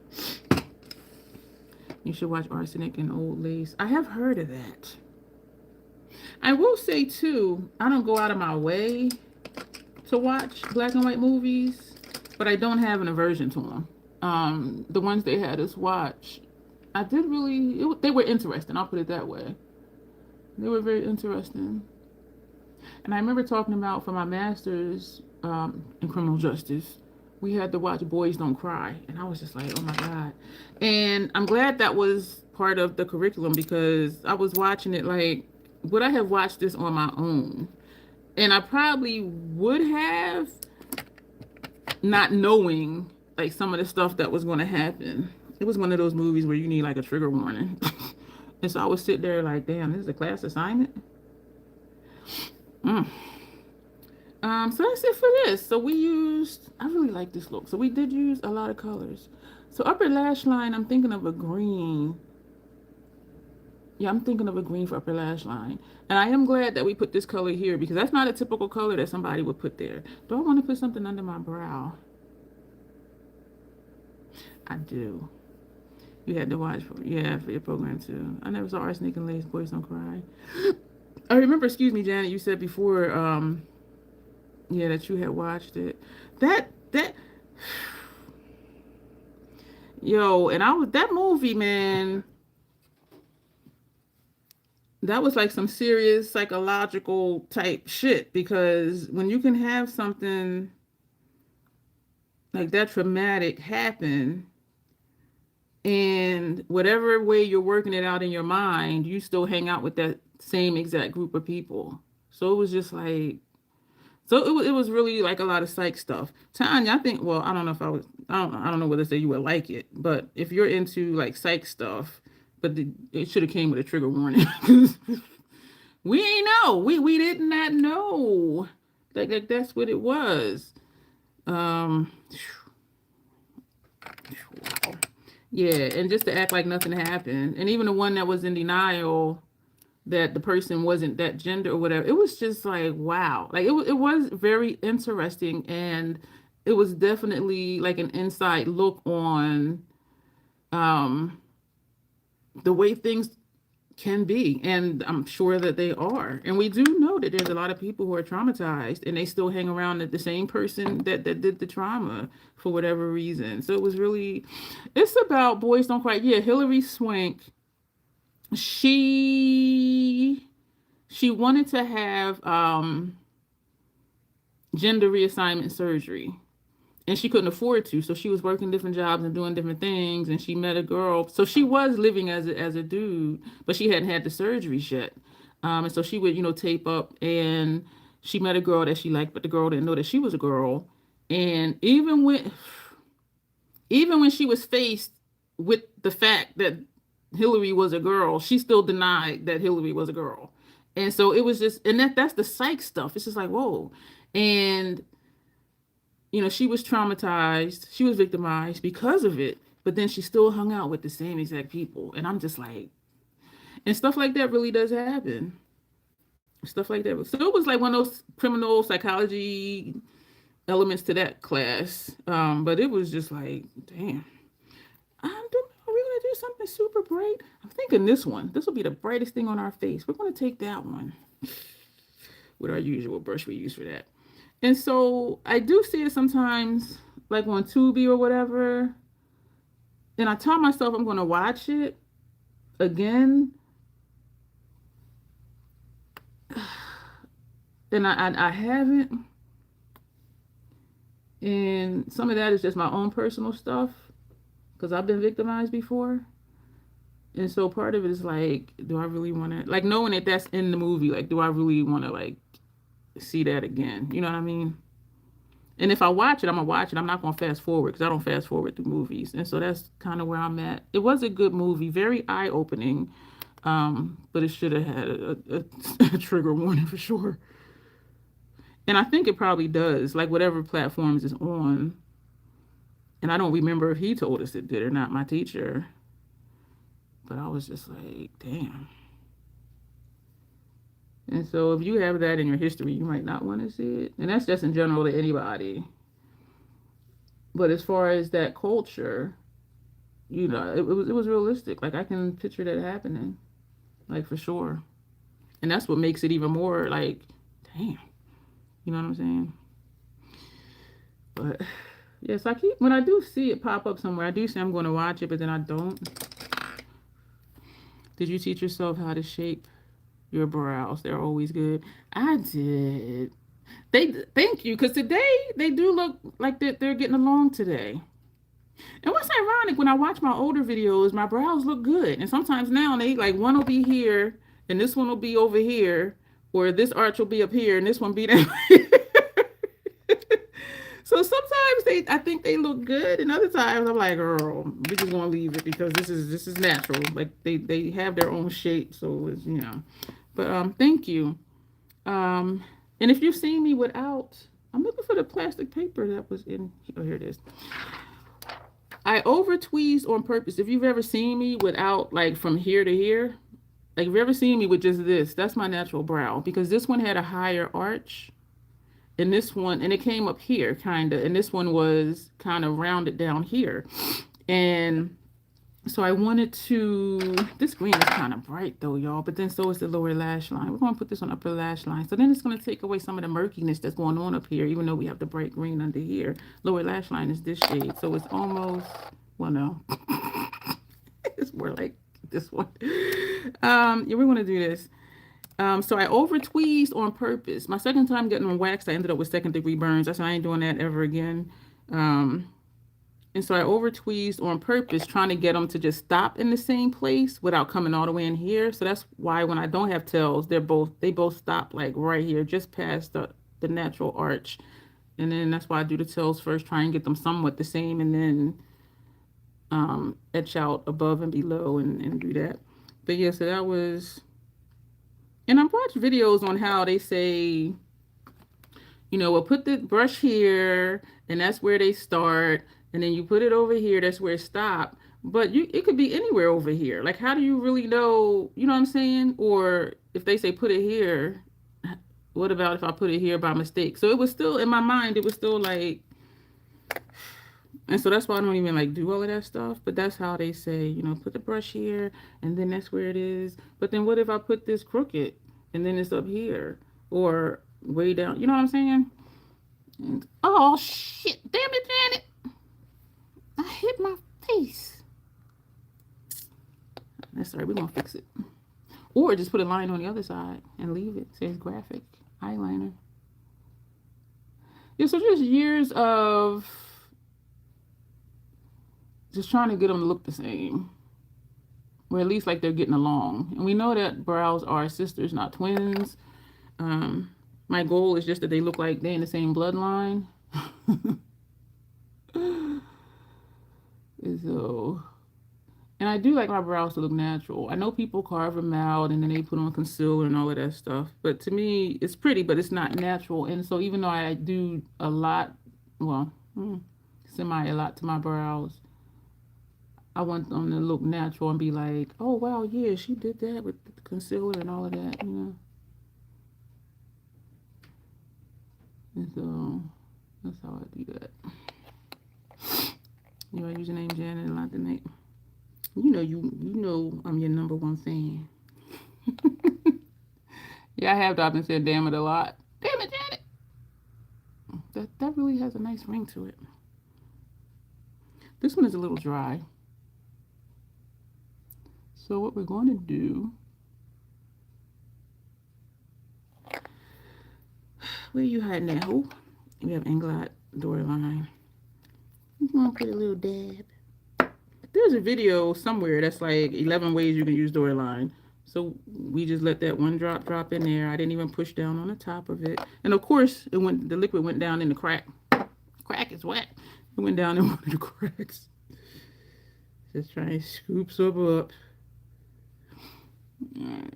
Here we go. Here we go. I would like to think my brows used to be like super bushy, like super duper bushy. I would like to think if I can go back in time that I would have just trimmed them, because I do keep them trimmed now, because even when my brows aren't done, they still look neat, because I brush them up, whatever's hanging, I cut that, brush them down, whatever's down here, I trim that. So I would like to think that I would have just trimmed them, and like whatever hairs were in here, just tweeze those instead of tweezing like from here all the way out there. But then, we say that sometimes, if I can go back, I would do such and such. And so I'm like, would I really? Probably not. I would like to think I would, but being realistic, like, would I? You know what I'm saying? Because because when I see people with fluffy brows, like, I do like the look. And then some people I see, it is like a lot of hair down here or stubble, and I'm like, just pluck that off. But then y'all know what we stand for. Do what you want to do. Or if I see somebody whose brows are like super long, because I know some people with brows, their brow hair is like a 1/4 inch long. I lie to you not. And it's kind of like curled over. And I'm looking at that like, just trim all the excess. Like brush them up and just cut whatever's hanging up here and down here. But I know a person, their brows are so freaking long. And I'm like, why? I mean, I understand that being natural, but I'll be like, but then who am I to say? They're a troll too. They just don't know it. They're like, I'm gonna wear my brows how I want to. And it's a dude and they don't wear makeup, so I think that has something to do with it too. But yeah, them brows is long and they're like curled. I'm just like, what the hell? And every time I see him, I be looking like I just want to just let me cut the excess that's hanging. Yeah, and not quite a 1/4 inch long, but he definitely has a couple centimeters length on his eyebrows, like for real. But I just be like, oof, dude. But some people, there's a clump of liner on here that I'm trying to get off of here by brushing in here, but okay.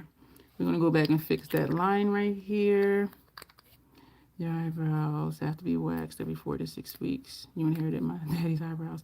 After that second time I went and I had 2nd-degree burns, I'm like, I ain't ever doing waxing again. And I remember when it was, because my dad was coming to visit me. It was on my 35th birthday. And I remember saying, like, whenever ago, that I re-met my father on my 35th birthday. I'm going to take a clean brush because I don't remember which brush we used. I don't know if that's the gray or the purple. Let's take the gray. And so I remember it. And I remember I was using the CoverGirl cream foundation. I had to put on 3 layers of foundation to cover up the burn marks, and it was burned up here, of course, where the brows are, and like all the way down here. And I never put, I don't think that's the color we used right there. I didn't put, we're only doing this side because we did the other side. I didn't put foundation like in this area, but the burn was so bad, and I'm just like, this is the first time seeing my dad since I was like a teenager, and like I got burns on my face. And so I had to put on 3 layers of the cream foundation just to cover it up. And so I called the lady. I think I texted her and I told her, and I sent her a picture. And she was like, can you come in tomorrow? And I was like, yeah. So I went in. And she did a pedicure on me first. No, she did a manicure first, and then she did my brows. And so when I got there, she saw me coming. She just grabbed her purse and just took out, and she was like, here. And so I looked at it. I said, that's too much just for the brows. She's like, no, just take all of it. Just take all of it. She said, I'm so sorry. And I was just like I'm not going to sue. Like in my mind, I'm like, I'm not going to sue you. But she was like, no, just keep it. So she's pushing my hand away when I'm trying to give her back the manicure money. Yes, I never got them tweezed again. That is not the shade we put there. That's too shiny. We're going to take, this is what we just put. Wait a minute. This is what we just put there. We're going to take this shade. Yeah, and I said never again, and it's been never again. Second degree burns. And she was saying how, you know, she always checks the temperature and everything was the same. So I don't know. I don't know. I just knew I had to put on triple foundation in this whole area here and up here and all the way out to here because I had burns. And when she saw me, because I went in with no makeup on, she looked at me, and maybe that's why she grabbed her purse so fast. She looked at me, she was like, it just was like pushing the money at me. It was horrible. It was horrible. I said never again. We're gonna leave this like that. Yeah, my partial double chin. Why the damn thing only right here? Weird as hell. So yeah, I was like never again, and it was never again. You only get to give me second degree burns one time. Um, Mascara and then the lip. What lip we're gonna do? I'm not quite liking how dark this is looking. I thought that shade was gonna be lighter than that, but I do like it though. Silver Lining Playbook was good too. I don't think I've heard of that one. Yeah, that one does not sound familiar. This is the Beyond Beauty. Excuse me. From City Beauty. They left my code active. It's not affiliated anymore. Excuse me. But it's 15% off. But I'll tell you this. Their website sells, you get more than 15% off. And I do post when they have sales on their website. But I do have a Shop My link below. So you can use my Shop My link to get to the site. And that is affiliated. So when they have a sale, if it's something you want, use my Shop My link if you don't mind to get to the website. And whatever code they have for the discount, use that code. And that's why I like Shop My links, because you still get access to the site sale. Even using somebody's Shop My link, they still get commission. So you still support, you know, who you want to, well, financially support who you want to financially support, and still get a discount. And that's why I get annoyed. Like if a brand is having a sale and it'll be like 20% off, people will be like, and here's my code. And I'm like, yeah, your code is for 10%. Like, don't you want your people to get the maximum discount? And so I finally decided not to let it irritate me anymore. But honestly, I still do let it bother me, because we understand, like, you want to make, you know, commission. But what about your viewers? Don't you want them to save more? If they can get a higher discount from the company, from the brand, just do a Shop My link and get your affiliation off of that. And they can still use the company's code for 20, 25, 30% versus your 10%. Because I will tell you this, some people will still use that person's code. They're linking their code. And I'm like, shit, I want y'all to save as much as possible. But people will do that. And I've seen, you know, comments, oh, I just ordered it using your link. And I'm thinking, yeah, but that's only 10% off you get. You could have got 20% off if you used it, just went to the site. Use the brand's code. People will do that. And I understand, you know, you want to give extra support to who you want to give extra support to. But from a content creator standpoint, I want y'all to save as much as possible. Like, it's not about me just making more money, which ain't a lot anyway. But every little bit does help, I will say that. You went to Dr. DionLorah. I don't think so, Janet. Send me a picture. Cause I'm sure I'll be like, oh, that's nice. Is there such thing as too dark? I don't know. I need to see it. Need to see that, Janet. Because I don't think there is. But then I might see it and be like, yeah, she was right. I do like this look, though, but it is darker than I wanted it to be. But we did fix where that line was. I can still kind of see it. So, lip color. You'll see it? Okay. It's calling for a gray, which isn't even dark. And I know I got two grays. One is a green.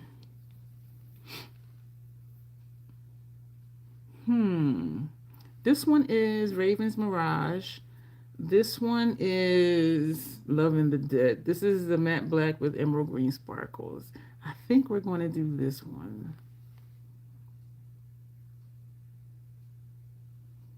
I like this one better with the look, but we're gonna we're coming out of our comfort zone a little bit.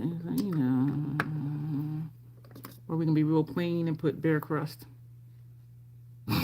No, we ain't going bare. No. So we're gonna put this on. Raven's Mirage.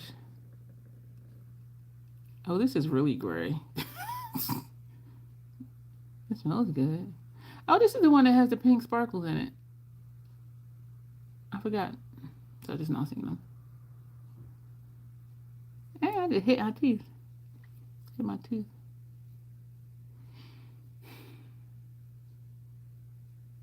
Isn't she lovely? Isn't she wonderful? Yeah, I'm off key today. Could call for a blue.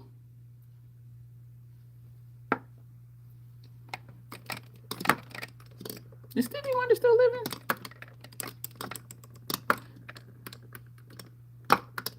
I have Adder's Fork, which is a dark, deep black and blurple.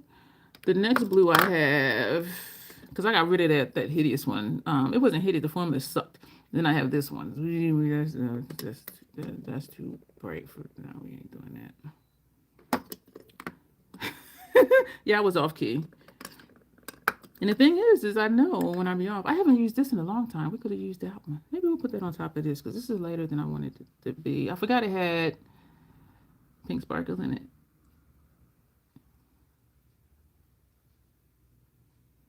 I forgot. It's cute.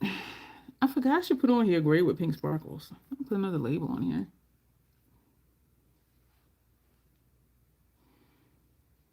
I can see him in the mirror over here. I don't see him here, so I don't know if y'all see him or not. This is the one that came gift for purchase. I'm liking his style. Nice one, Sister Janet. Thank you. He's still out. Okay. How old is he now? He gotta be like 80 something, right? He gotta be. How old is Stevie? Y'all, this happens sometimes with this one because I tightened it too much. And I stripped it. And it's cracked. There's a crack right here. Screw it off that way and like pushed the lid back on it. And they messed up and sent me 2 of these because it was one of them things where a gift was purchased, but you got to add it to your cart, and I had forgot to add it to my cart. And so I sent them an email, and they were like, oh, okay, we'll add it to your order. Well, by that time, I had placed a second order, and one of these was in both of them. And I remember thinking, oh, maybe I'll use for a giveaway. And then when I put it on, I said, fuck that. I still have the backup one in my backups. I put it on. I'm like, oh, yeah, I'm keeping that. But then all the time I've had this one, I opened this January 8th, 2024. Label whore me. Hi, my name is Dion. I'm a label whore. So I've had this over 2 years, and it still smells good. How are you thinking I could have gave the other one away? Your husband literally just laid down and is already snoring. I wish too, because Oh, they called me today. Because the neurologist had them send me like the in-home sleep study thing where you strap yourself up. I'm like, is this some BDSM shit? Like, what is this? And so they called me today. Of course, I was asleep. And she's like, oh, we're just calling to, not the doctor called me, the service that sent the thing. And they were like, oh, we just want to confirm you got it. I said, I don't know because Mel doesn't come to my door and I am still in bed sleep, but, I'll look to see. And she's like, well, if you don't have it or if you don't see it in the next, 3 days, I'm thinking I might not even go out in the next 3 days. I don't go out every day. And she said it shows delivered to my mailbox. So I'm just like, okay, yeah, I don't have it. Yeah, she's like, well, if you don't have it in 3 days, let us know. I ain't even going to know in 3 days. I don't think I have anywhere to go in the next 3 days. But this is, all right, look, y'all. I am digging it. It is murky. I do think this was a fantastic choice because it kept with the murkiness and it's not typical because we could have put a dark purple over there, a dark green over there, a brown over there, but no, we put the red. And I like that. I like the lower lash line color that we put here. So you see the shadow, you see the green, and then you see this. So I really just love that effect. Thank you, Tanya. So again, this is a palette. They don't sell it anymore. They do still have Swamp of Sadness. I love that one too. And that's the Spellcast Beauty side, and it has the same formula as this one.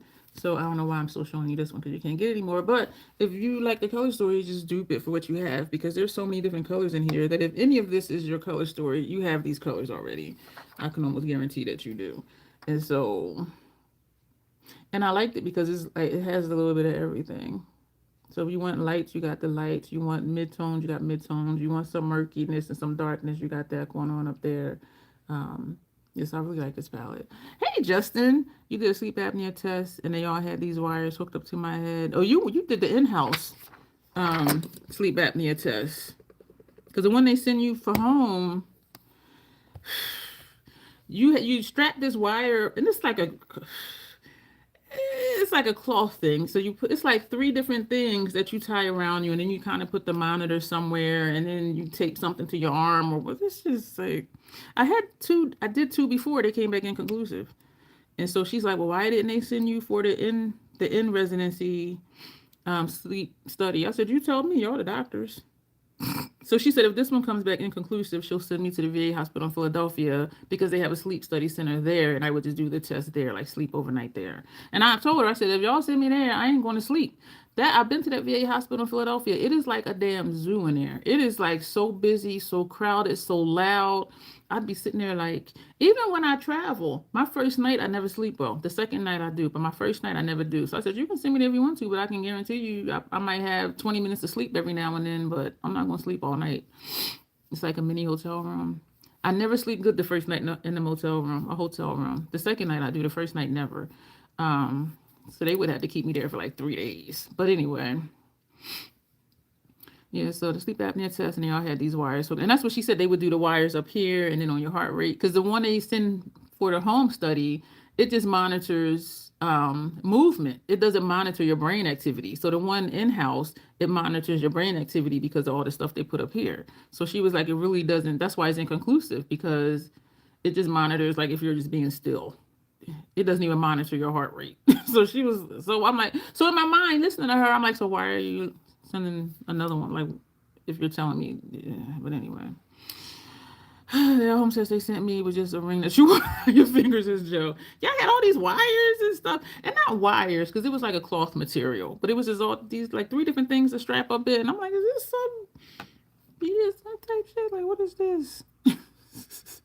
You did your sleep study at the facility too? They send me to the hospital in Philly. I'm not going to sleep that night. Unless it is like the quiet wing of the hospital. Because going in there, y'all, it is like it is so loud. And most of the people in there, I don't know if they homeless or what, and they just be in there during the daytime. And even trying to find somebody that worked there to say, where's this, where's that? It's like, oh, I don't work here. I don't work it. Where the workers at? Like, it's like, 50 people just lingering around. Some people's laying on the floor. Some people laying on the beds, the hospital beds in the hallways. It is just like, who works here then? Like,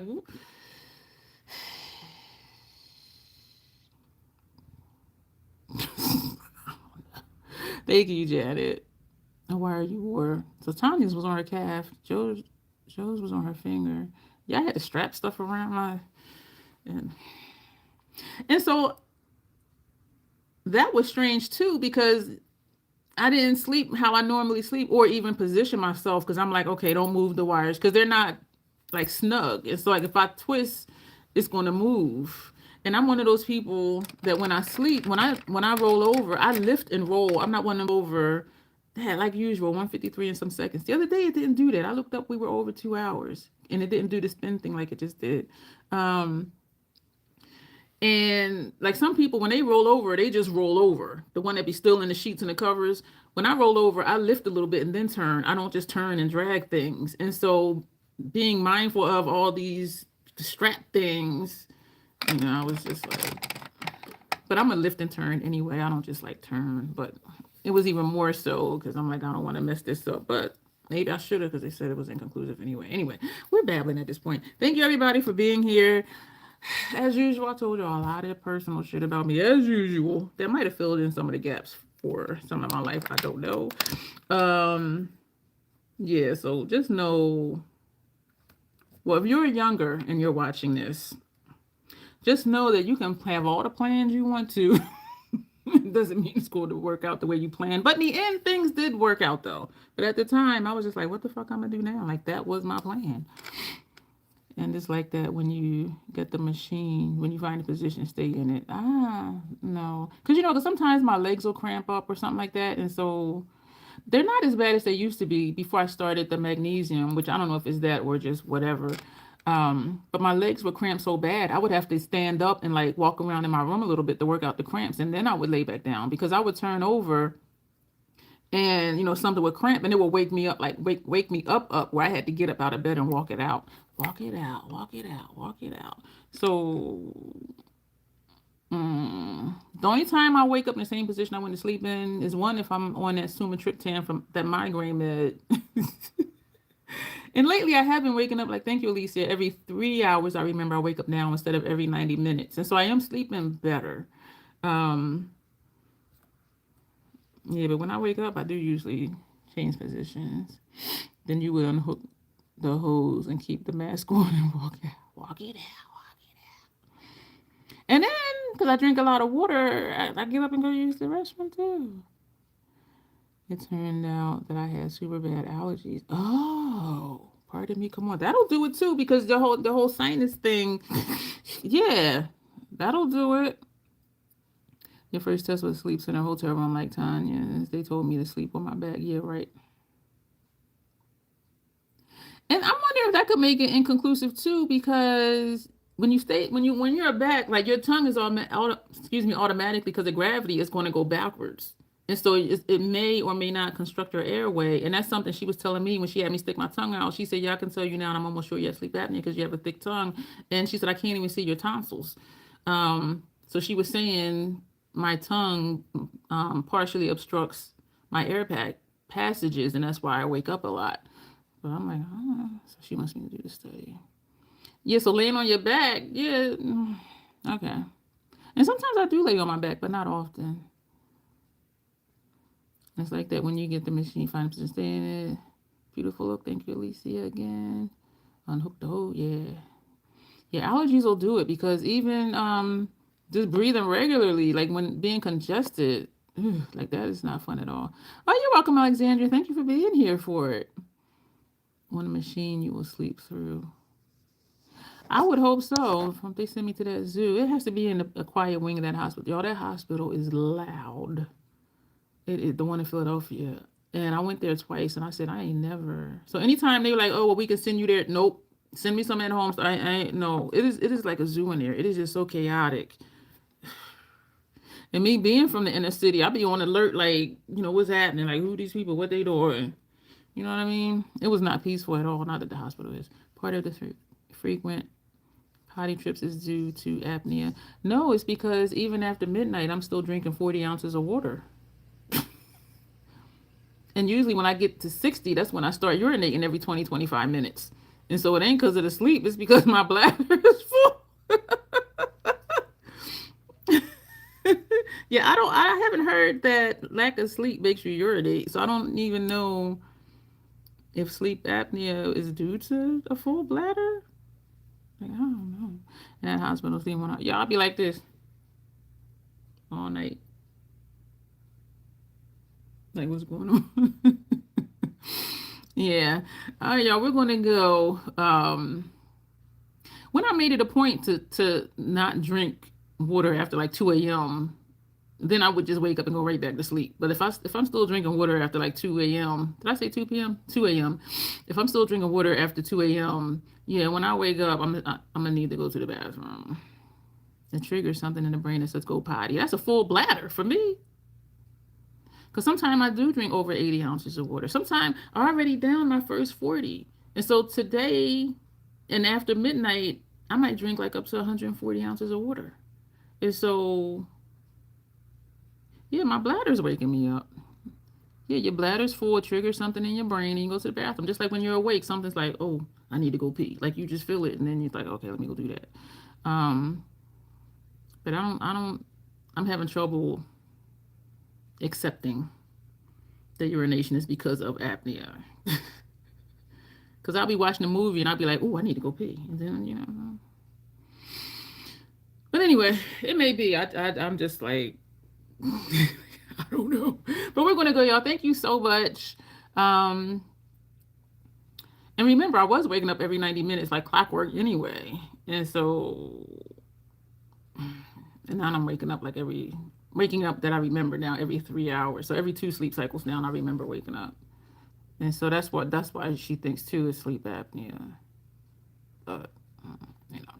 So thank you for the heart. So we're going to go. I appreciate all y'all being here. I hope this was entertaining, hearing about my life story, some more about my life story. And I do really like the look. It is really murky. I really like that we put that reddish tone over there. And I love the lip, even though we added stuff to it. So, but we're going to go. Thank you, everyone. I appreciate your time. Replay crew, you already know that y'all rock. Y'all, we crossed over 2,300. It might drop down because it goes up and down. But y'all are amazing. Crazy Troll Nation is amazing. And when I saw that number, I'm like, damn. Okay. So thank you for that as well, and for the watch time and the comments and the engagement and all of that. And I appreciate each and every one of you. What is today? Is today Tuesday? Excuse me for smacking. Do we have a live tomorrow? I kind of don't think so. I know we'll be here Thursday. I don't know what today is. But we're going to go for now. And you will see me soon. If it's not a live stream tomorrow, it is a video going up in the morning. So do check that out. I don't know what it is. And so as always, self-acceptance, self-love. That is the Crazy Troll Nation way. Thank you. And you'll see me soon. Bye. I got to remember to take pictures.